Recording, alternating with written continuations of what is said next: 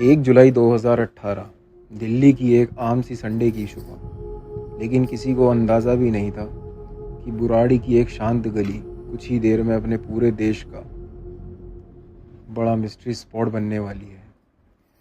एक घर, एक परिवार के 11 लोग और सबकी मौत एक ही रात में। ना किसी ने चीख सुनी, ना किसी ने मदद मांगी। बस सुबह जब दरवाज़ा खुला, अंदर का मंजर देखकर हर किसी की रूह कांप गई। आखिर उस रात हुआ क्या था? क्या ये मर्डर था, कलेक्टिव सुसाइड, या फिर कोई ऐसा राज जो आज भी लोगों को डरा देता है?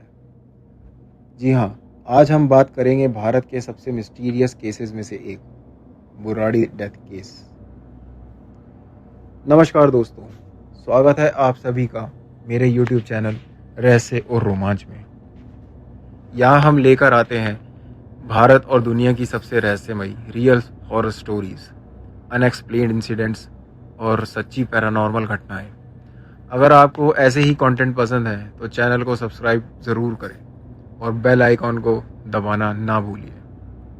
और अगर आपके साथ या आपके किसी जान पहचान वाले के साथ ऐसा कभी कोई रियल पैरानॉर्मल या हॉरर एक्सपीरियंस हुआ है तो हमें ईमेल करें रहस्य और रोमांच @gmail.com या फिर हमारे इंस्टाग्राम चैनल रहस्य और रोमांच पर मैसेज भेजें। अगर आप चाहें तो आपकी पहचान पूरी तरह गुप्त रखी जाएगी। हो सकता है अगला वीडियो आपकी कहानी पर हो। तो चलिए शुरू करते हैं अपनी कहानी। दिल्ली, एक ऐसा शहर जो कभी सोता नहीं। दिन भर ट्रैफिक, रात भर रोशनी, और उन्हीं रोशनियों के बीच बसा हुआ था बुराड़ी। एक आम सा रेजिडेंशियल एरिया, तंग गलियाँ, छोटी छोटी दुकानें, और लोग एक दूसरे को नाम से जानते थे। इन्हीं गलियों में रहता था भाटिया परिवार। एक ऐसा परिवार जिसे देखकर कोई भी कहता परफेक्ट फैमिली। घर में कुल 11 लोग रहते थे, सब एक साथ, एक ही छत के नीचे। बिजनेस अच्छा चल रहा था। पड़ोसियों के मुताबिक ये लोग शांत, मददगार और हमेशा मुस्कुराने वाले थे। किसी ने कभी उनके घर से झगड़ा नहीं सुना। ना पुलिस कभी आई, ना किसी को उन पर शक हुआ। इसलिए 1 जुलाई 2018 की सुबह जो हुआ उसने पूरी कॉलोनी को हिला कर रख दिया। सुबह के करीब 7 बजे एक पड़ोसी जो रोज़ की तरह दूध लेने निकला था, उसने देखा कि भाटिया परिवार की ग्रोसरी शॉप अभी तक बंद है। ये अजीब बात थी क्योंकि शॉप रोज़ सुबह बहुत जल्दी खुल जाती थी। पहले उसने सोचा शायद सब सो रहे होंगे, लेकिन कुछ देर बाद भी जब कोई बाहर नहीं निकला तो उसे चिंता होने लगी। वो सीधा घर की तरफ बढ़ा। घर का मेन गेट पूरा बंद नहीं था, हल्का सा खुला हुआ था। उसने आवाज़ लगाई, ललित जी। कोई जवाब नहीं। एक बार और, ललित जी। फिर भी सन्नाटा। उसने धीरे से गेट खोला, अंदर कदम रखा। नीचे सब कुछ बिल्कुल नॉर्मल था। ना सामान बिखरा हुआ, ना तोड़ फोड़, ना किसी लड़ाई के निशान। जैसे ही उसकी नज़र ऊपर गई, उसके पैरों तले ज़मीन खिसक गई। छत पे लगी लोहे की ग्रिल से एक नहीं, दो नहीं, पूरे 10 लोग लटक रहे थे, गोल घेरे में, जैसे किसी ने उन्हें सोच समझकर उस पोजीशन में लटका रखा हो। सबकी आंखों पर कपड़ा बंधा हुआ था, मुंह टेप से बंद थे, हाथ पूरे बंधे हुए थे और पैर ज़मीन से कुछ इंच ऊपर। पड़ोसी की चीख पूरी गली में गूंज उठी। कुछ ही मिनट में पूरा मोहल्ला घर से बाहर जमा हो गया। किसी की हिम्मत नहीं हो रही थी अंदर जाने की। पुलिस को फ़ोन किया गया और कुछ ही देर में दिल्ली पुलिस की गाड़ियाँ, क्राइम ब्रांच और फोरेंसिक टीम सब वहाँ पहुँच चुके थे। लेकिन ये तो सिर्फ शुरुआत थी। जब पुलिस ने घर का दूसरा कमरा खोला तो वहाँ परिवार की सबसे बुजुर्ग महिला ज़मीन पर मृत अवस्था में मिली। अब मौत की संख्या हो चुकी थी 11, और किसी के साथ शुरू हुआ था भारत की सबसे अजीब, रहस्यमयी और सबसे ज़्यादा डिस्कस की जाने वाली इन्वेस्टिगेशन केसेस में से एक। पुलिस ने पूरे घर को तुरंत सील कर दिया हर कमरे की फोटोग्राफी शुरू हुई। फॉरेंसिक एक्सपर्ट्स हर छोटी से छोटी चीज़ों को रिकॉर्ड कर रहे थे। लेकिन जितनी देर इन्वेस्टिगेशन आगे बढ़ रही थी, उतना ही ये केस उलझता जा रहा था। सबसे पहली अजीब बात, घर में ज़बरदस्ती घुसने का कोई निशान नहीं था। ना दरवाज़ा टूटा था, ना खिड़की, ना किसी अलमारी का ताला तोड़ा गया था। और सबसे हैरान करने वाली बात, घर के कीमती गहने, कैश और ज़रूरी डॉक्यूमेंट्स सब अपनी जगह पर थे। अगर ये लूट के इरादे से मर्डर होता, तो चोर बिना कुछ किए क्यों चला जाता? पुलिस की पहली थ्योरी, मर्डर। लेकिन कुछ ही घंटों में ये थ्योरी कमज़ोर पड़ने लगी। क्राइम सीन को ध्यान से देखने पर इन्वेस्टिगेटर्स ने नोटिस किया कि जिस तरह से लाशें मिली थी, उसमें एक अजीब सी सिमेट्री थी, जैसे हर पोजीशन पहले से डिसाइड की गई हो। किसी के हाथ कपड़े से बंधे थे, किसी के आंखों पर पट्टी थी, किसी के कान में कॉटन था। पहली नज़र में ये सब देखकर लगता था जैसे किसी किलर ने सबको कंट्रोल किया हो। लेकिन फॉरेंसिक एक्सपर्ट्स ने एक और बात नोटिस की, बंधन इतने मजबूत नहीं थे कि उन्हें खोला ना जा सके। यानी चाहे तो इंसान उन्हें खोल सकता था। ये ऑब्जर्वेशन इन्वेस्टिगेशन के लिए बहुत इम्पोर्टेंट थी। फिर पुलिस ने घर के हर कमरे की तलाशी लेनी शुरू की, किचन, बेडरूम, स्टोर रूम, मंदिर, सब कुछ। और तब एक अलमारी से कुछ रजिस्टर्स और डायरीज मिली। पहले किसी ने उन पर ज़्यादा ध्यान नहीं दिया, लेकिन जैसे ही एक ऑफिसर ने पहला पन्ना खोला, उसके चेहरे का रंग बदल गया। उस डायरी में रोज़ की तरह डेट के साथ एंट्रीज लिखी हुई थी, लेकिन धीरे धीरे उन एंट्रीज की टोन बदलने लगी थी। उनमें लिखा था, आज की क्रिया सफल रही, सब ध्यान रखें, डरना नहीं है, ये सिर्फ एक परीक्षा है, अंत में सब ठीक हो जाएगा। पुलिस ने तुरंत बाकी डायरीज भी खोलनी शुरू कर दी। कुल मिलाकर 11 रजिस्टर्स मिले और उनमें सालों की लिखावट मौजूद थी। जैसे जैसे पेजेस पलटे गए, एक नाम बार बार सामने आने लगा, ललित। परिवार का एक बेटा जो बिजनेस संभालता था। पड़ोसियों के मुताबिक ललित एक शांत और जिम्मेदार इंसान था, लेकिन डायरीज कुछ और ही कहानी सुना रही थी। उनमें लिखा था कि ललित को महसूस होता था उनके पिता, जो कई वर्ष पहले गुजर चुके थे, अब भी उनसे बातें करते हैं। और सिर्फ बात ही नहीं, उन्हें निर्देश भी देते हैं। पहले पुलिस को लगा शायद ये किसी की पर्सनल डायरी है, लेकिन जब हैंडराइटिंग एक्सपर्ट्स ने जांच की, तो पता चला डायरीज की ज़्यादातर एंट्रीज ललित के हाथ की लिखी हुई है। सबसे डरा देने वाली बात यह थी कि डायरी में लिखे कई इंस्ट्रक्शंस क्राइम सीन से मैच कर रहे थे। आंखों पर पट्टी, हाथ बांधना, एक साथ खड़े होना और एक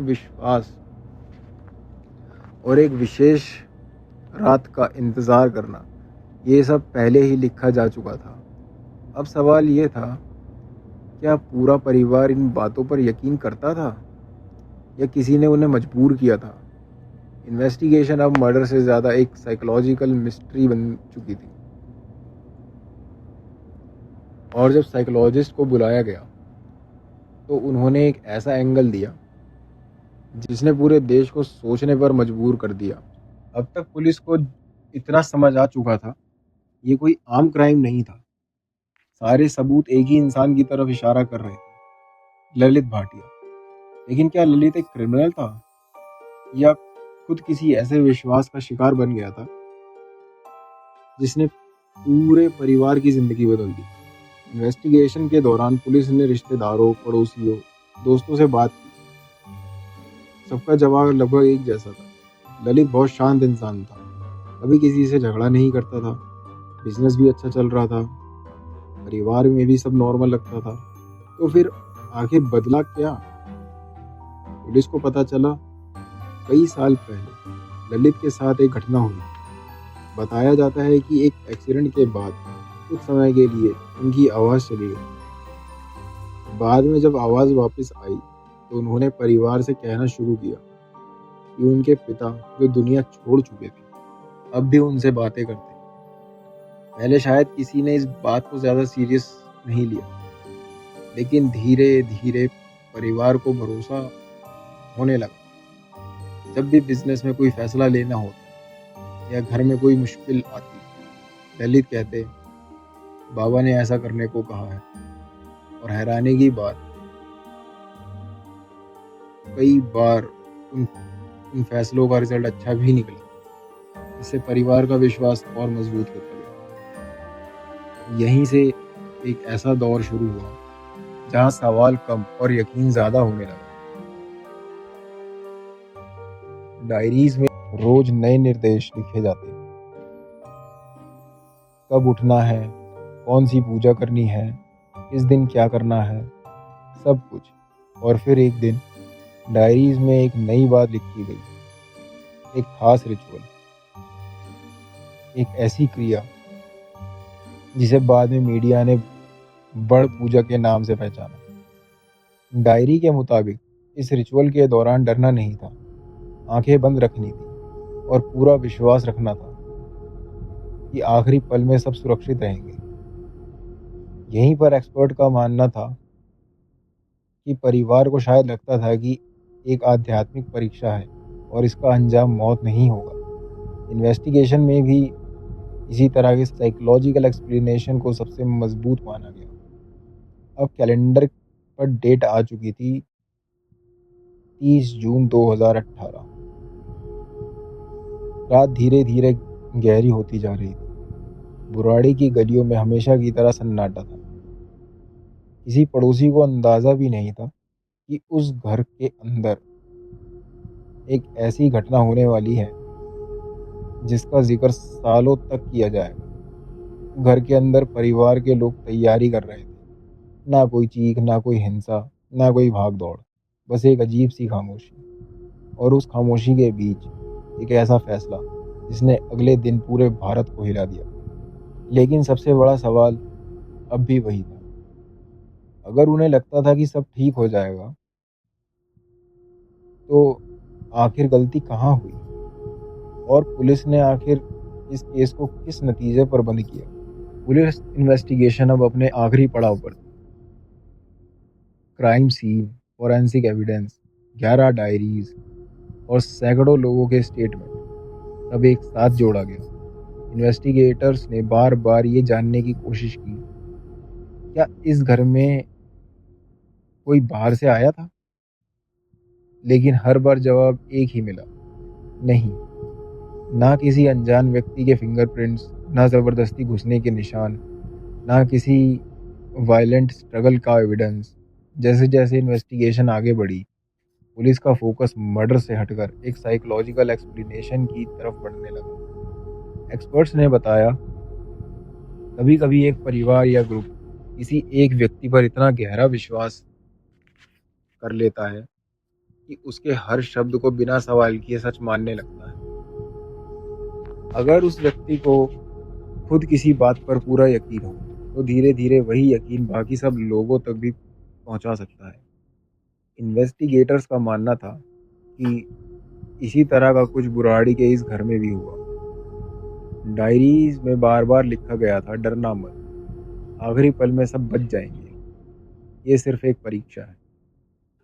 हो सकता है परिवार को सच में विश्वास था कि ये रिचुअल उनकी ज़िंदगी ख़त्म नहीं करेगा, बल्कि उन्हें किसी नए जीवन की तरफ ले जाएगा।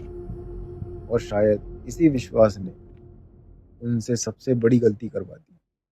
इस केस के बाद दुनिया भर के साइकोलॉजिस्ट्स ने भी इस बात पर रिसर्च की। ये सिर्फ एक पुलिस केस नहीं रहा, बल्कि ह्यूमन साइकोलॉजी का भी एक रेयर एग्जाम्पल बन गया। लेकिन इंटरनेट पर कहानी यहीं ख़त्म नहीं हुई। आज भी सोशल मीडिया पर कई लोग कहते हैं कि उस घर में पैरानॉर्मल एक्टिविटी थी।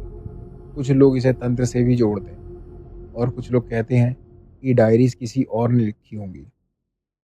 और कुछ लोगों का मानना है कि असली सच कभी सामने ही नहीं आया। लेकिन आज तक ऐसा कोई वेरीफाइड एविडेंस सामने नहीं आया जो किसी सुपर नेचुरल शक्ति या किसी बाहरी किलर को प्रूव करता हो।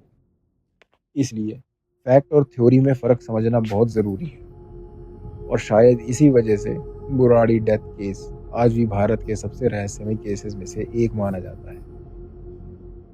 ना इसलिए कि इसमें भूत था, ना इसलिए कि इसमें कोई मॉन्स्टर था, बल्कि इसलिए क्योंकि कभी-कभी इंसान का अपना विश्वास ही उसका सबसे बड़ा दुश्मन बन सकता है। सोचो, एक खुशहाल परिवार जिसे पूरा मोहल्ला मिसाल मानता था, सिर्फ एक रात में हमेशा के लिए खत्म हो गया। और आज भी बुराड़ी की उस गली से गुजरते वक्त कई लोग उस घर की तरफ देखकर एक पल के लिए जरूर रुक जाते हैं। शायद इसलिए नहीं कि उन्हें कोई साया दिख जाएगा, बल्कि इसलिए कि उन्हें याद आ जाता है कि कभी कभी सबसे खौफनाक कहानियां हकीकत होती हैं। अगर आपको ये डॉक्यूमेंट्री पसंद आई हो तो वीडियो को लाइक ज़रूर करें और रहस्य और रोमांच को सब्सक्राइब करना बिल्कुल मत भूलिए। और अगर आपके साथ या आपके किसी जान पहचान वाले के साथ कोई कभी रियल हॉरर या पैरानॉर्मल एक्सपीरियंस हुआ हो तो हमें ईमेल ज़रूर करें रहस्य और रोमांच@gmail.com या फिर हमारे इंस्टाग्राम चैनल रहस्य और रोमांच पर मैसेज भेजें। अगर आप चाहें तो आपकी पहचान पूरी तरह गुप्त रखी जाएगी। हो सकता है कि अगला वीडियो आपकी कहानी पर हो। तब तक के लिए अपना और अपनों का ख्याल रखिए। मिलते हैं अगली सच्ची और रहस्यमय कहानी के साथ। नमस्कार।